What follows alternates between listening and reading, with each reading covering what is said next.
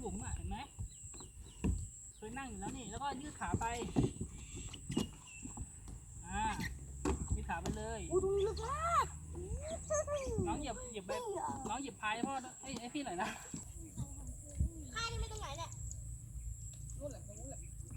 วางในน้ำกันไม่ได้เหรอ โอเค อุ้ยดับไม่ได้หรอก เออ แล้วนั่นมันอะไรอ่ะไอ้ที่มันลอยอยู่อ่ะเอ้า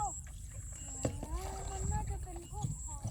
ว่าเกมตูม น้องระวังตกนะไม่มีชูชีพน่ะ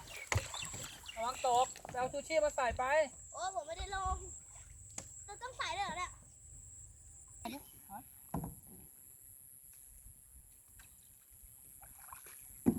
เออ